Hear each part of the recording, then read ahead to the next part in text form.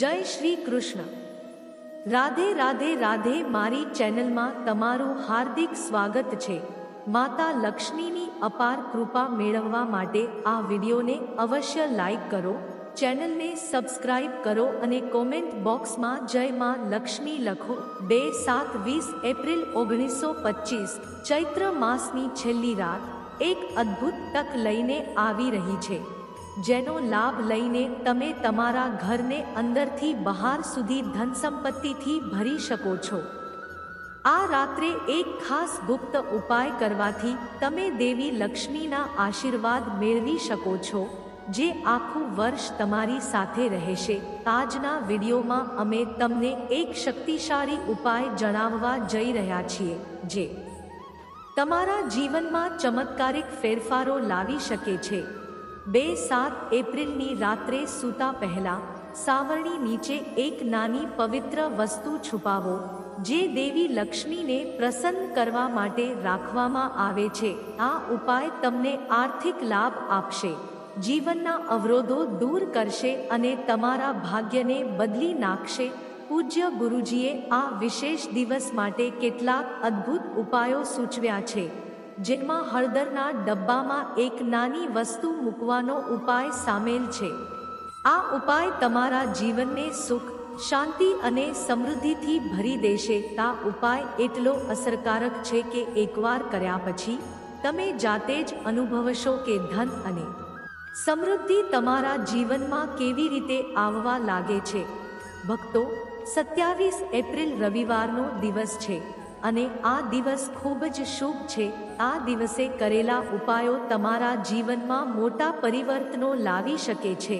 ગુરુજી કહે છે કે આ દિવસે લેવાયેલા ઉપાયો ધન પ્રાપ્તિના નવા માર્ગો ખોલશે અને તમારું જીવન ખુશીઓથી ભરાઈ જશે.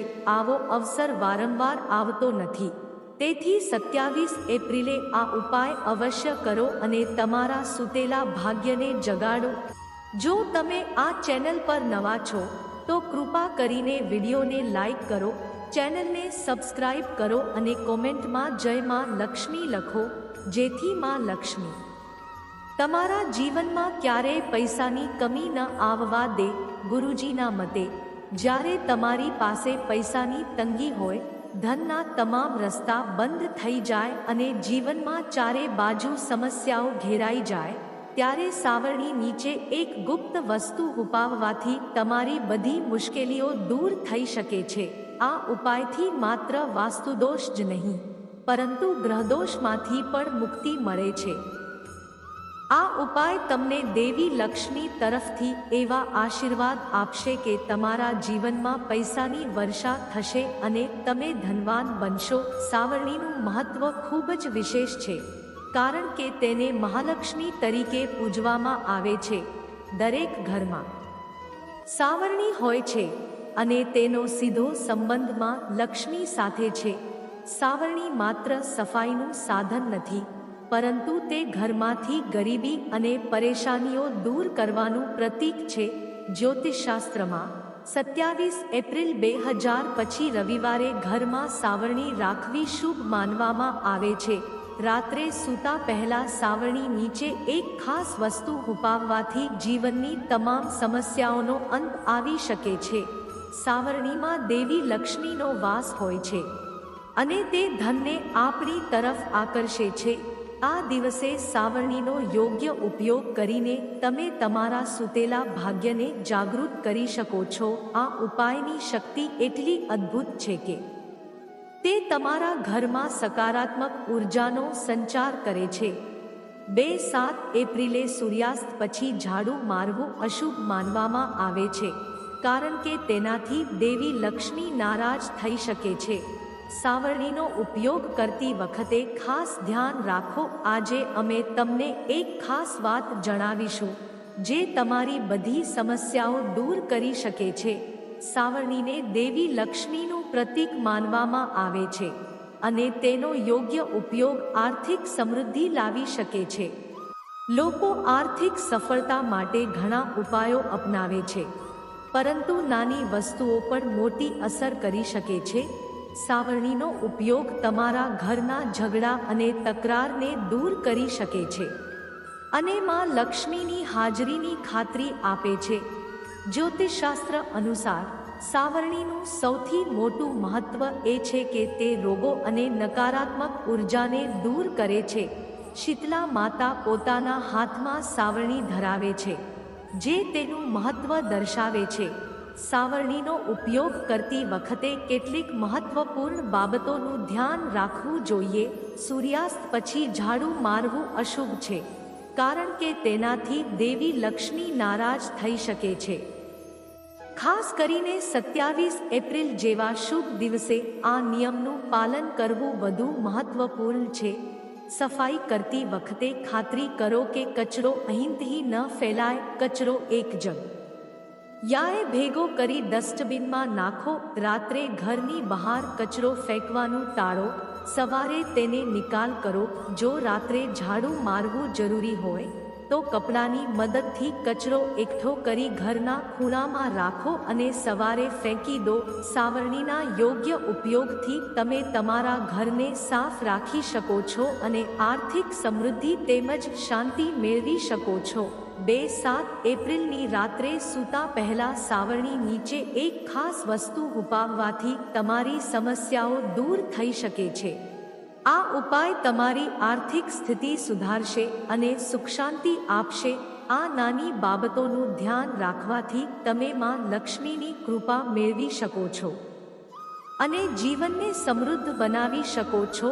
સાવરણી રાખવા માટે એક નિશ્ચિત જગ્યા નક્કી કરો અને ખાતરી કરો કે કોઈ વટેમાર્ગે તે જગ્યા જોવાય નહીં. સપનામાં સાવરણી જોવી સામાન્ય રીતે અશુભ માનવામાં આવે છે. જો આવું સપનું જોવાય તો તેને તુલસી અથવા ગાયની સામે વ્યક્ત કરો, જેથી તેની નકારાત્મક અસર દૂર થાય. પરંતુ 27 એપ્રિલની રાત્રે સપનામાં સાવરણી દેખાય તો તે ખૂબ જ શુભ સંકેત છે. આ સંકેત દર્શાવે છે કે ટૂંક સમયમાં માં લક્ષ્મીની કૃપા તમારા પર વરસશે. જો આવું સપનું આવે તો ગભરાશો નહીં, બલકે ખુશ થાઓ, કારણ કે આ સુખ અને સમૃદ્ધિની નિશાની છે. 2-7 એપ્રિલે જૂની સાવરણી બદલવા માટે શ્રેષ્ઠ સમય છે. જો તમારી પાસે જૂની સાવરણી હોય તો આ દિવસે તેને બહાર ફેંકી દો અને નવી સાવરણી લાવો. આ કરવું ખૂબ જ શુભ માનવામાં આવે છે. જો 27 એપ્રિલે આ શક્ય ન હોય તો કોઈ એકાદશીની રાત પહેલા આ કરી લો. જૂની સાવરણી રાખવાથી નકારાત્મક ઉર્જા ઉત્પન્ન થાય છે, તેથી તેને 27 એપ્રિલ અથવા એકાદશી પહેલા ફેંકી દો. નવી સાવરણીનો ઉપયોગ જીવનમાં સુખ, શાંતિ અને સમૃદ્ધિ લાવે છે. ખુલ્લા આકાશ નીચે સાવરણી રાખવી અશુભ છે. છત પર સાવરણી રાખવાથી જીવનમાં મુશ્કેલીઓ વધી શકે છે. ઘરની અંદર વાયવ્ય દિશામાં સાવરણી રાખો, કારણ કે આ દિશા સાવરણી માટે યોગ્ય છે. આ ઉપાયોની શક્તિ એટલી અદ્ભુત છે કે તે તમારા ઘરમાં સકારાત્મક ઉર્જાનો સંચાર કરે છે. સાવરણીનો ઉપયોગ કરવાની આ રીતો તમારા જીવનને સમૃદ્ધ બનાવવામાં મદદ કરે છે. આ ઉપાયો શ્રદ્ધા અને નિષ્ઠાથી કરવાથી દેવી લક્ષ્મીની કૃપા પ્રાપ્ત થાય છે. 27 એપ્રિલના દિવસે અથવા એકાદશીની રાત પહેલા ઘરમાં જૂની સાવરણી ન રાખવી જોઈએ, કારણ કે તે નકારાત્મક ઉર્જા ઉત્પન્ન કરે છે. આવી ઉર્જા ઘરની શાંતિ અને સમૃદ્ધિને અસર કરી શકે છે. તેથી 27 એપ્રિલે અથવા એકાદશી પહેલા જૂની સાવરણી ફેંકી દેવી શ્રેષ્ઠ છે. નવી સાવરણીનો ઉપયોગ કરવાથી ઘરમાં સુખ, શાંતિ અને સમૃદ્ધિ આવે છે. આ ઉપરાંત નવી સાવરણી ઘરની સકારાત્મક ઉર્જાને વધારે છે અને નકારાત્મક શક્તિઓને દૂર રાખે છે.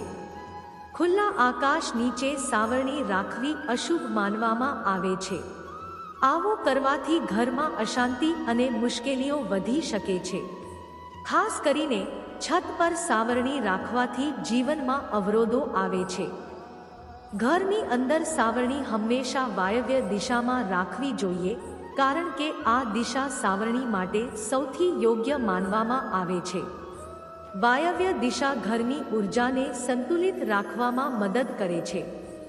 27 એપ્રિલની રાત્રે સૂતા પહેલા સાવરણી નીચે ચાંદીનો સિક્કો રાખવો શુભ માનવામાં આવે છે. આ ઉપાય દેવી લક્ષ્મીને પ્રસન્ન કરવામાં મદદ કરે છે. જો ચાંદીનો સિક્કો ઉપલબ્ધ ન હોય તો 1 રૂપિયાનો સિક્કો પણ વાપરી શકાય છે. આ સિક્કો સાવરણીમાં રહેલી નકારાત્મક ઉર્જાને દૂર કરે છે. સિક્કાને પહેલા ગંગાજળથી શુદ્ધ કરવો અને પછી દેવી લક્ષ્મીના ચરણોમાં અર્પણ કરવો જોઈએ. આવું કરવાથી ઘરમાંથી તમામ નકારાત્મક શક્તિઓ દૂર થાય છે. આ પછી સિક્કાને તમે જ્યાં પૈસા રાખો છો તે જગ્યાએ મૂકી દો. આ સિક્કો આગામી એકાદશી સુધી ત્યાં જ રાખવો. આ ઉપાયને દરેક એકાદશીની રાત્રે પુનરાવર્તન કરવાથી સતત સમૃદ્ધિ પ્રાપ્ત થાય છે. જો તમે 27 એપ્રિલની તક ચૂકી જાઓ તો ચિંતા ન કરો. આ ઉપાય તમે એકાદશીની રાત્રે પણ કરી શકો છો. એકાદશીનો દિવસ આધ્યાત્મિક દૃષ્ટિએ ખૂબ જ મહત્વનો હોય છે અને આ દિવસે કરેલા ઉપાયો વધુ ફળદાયી બને છે. 27 એપ્રિલની રાત્રે ગરીબોને મદદ કરવી ખૂબ જ શુભ માનવામાં આવે છે.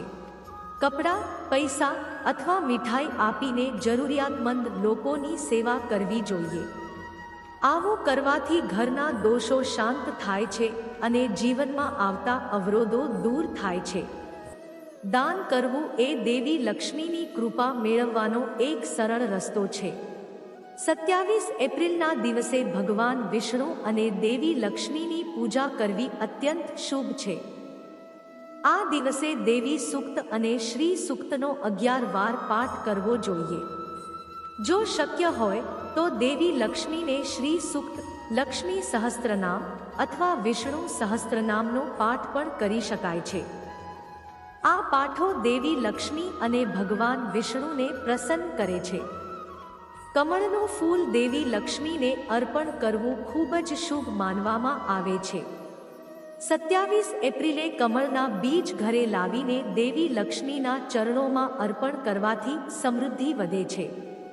આ સિવાય દક્ષિણાવર્તી શંખ, ગોમતી ચક્ર, પીળી સાંકળો, શ્રીયંત્ર, હળદરની ગાંઠ અથવા ધાણાજીરું જેવી કોઈ એક વસ્તુ દેવી લક્ષ્મીને અર્પણ કરવી જોઈએ. આ વસ્તુઓ દેવી લક્ષ્મીની કૃપા આકર્ષે છે.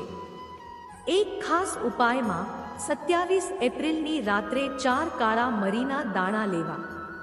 પૂજા પછી અથવા કોઈ પણ સમયે આ 4 મરીના દાણાને આંતરછેદ પર લઈ જાઓ. ચારે દિશામાં એક મરીનો દાણો આકાશ તરફ ફેંકો. 5મો મરીનો દાણો પણ આકાશમાં ફેંકો અને 7 વાર બોલો, મારા ઘરની બહાર ગરીબી નીકળી જાય, માતા લક્ષ્મી ઘરમાં આવે. આ પછી પાછળ વળીને ન જોવું. આ ઉપાય જીવનમાં સમૃદ્ધિ લાવવામાં મદદ કરે છે. આ ઉપાયની શક્તિ એની સરળતા અને શ્રદ્ધામાં રહેલી છે. ઘરને સ્વચ્છ અને સુઘડ રાખવું ખૂબ જ જરૂરી છે.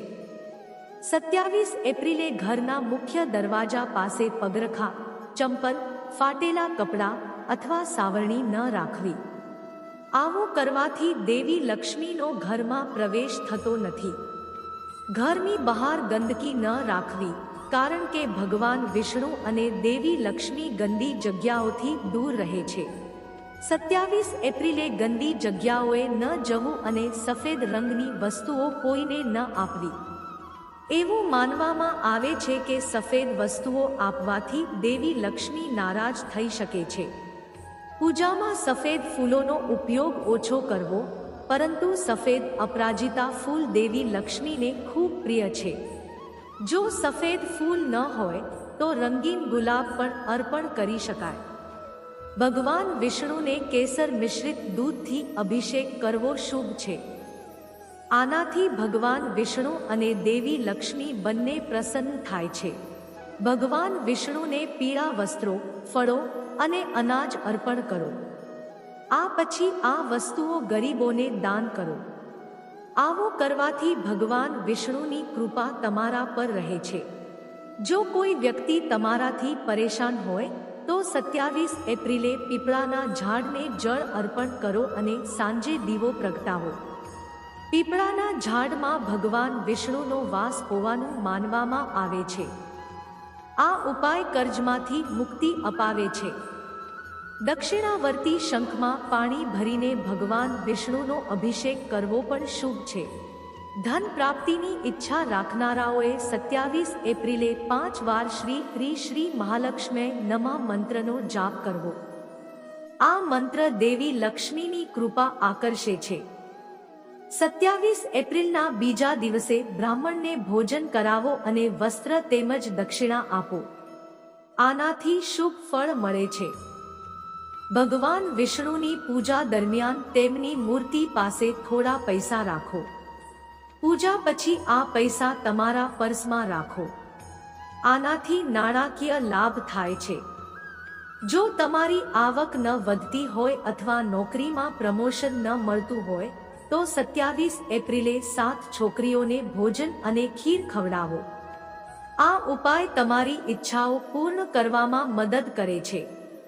આ ઉપાયો 27 એપ્રિલે અથવા એકાદશીની રાત્રે કરવાથી દેવી લક્ષ્મી અને ભગવાન વિષ્ણુની કૃપા પ્રાપ્ત થાય છે.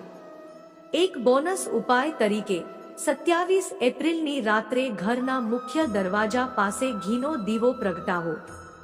દીવાની આસપાસ આંબાના પાનથી ઘેરાવો કરો. આંબાના પાન સમૃદ્ધિ અને ખુશીઓ આકર્ષે છે. દીવો પ્રગટાવવાથી ઘરમાં સકારાત્મક ઉર્જાનો સંચાર થાય છે. દીવા પાસે બેસીને શ્રી લક્ષ્મી નમઃ મંત્રનો જાપ કરો. આ સરળ ઉપાય દેવી લક્ષ્મીની કૃપા લાવે છે અને જીવનમાં ધન, સમૃદ્ધિ, સુખ અને શાંતિનો સંચાર કરે છે. આ ઉપાયને આખા વર્ષ દરમિયાન પણ અપનાવી શકાય છે. આ તમામ ઉપાયો સરળ અને અસરકારક છે.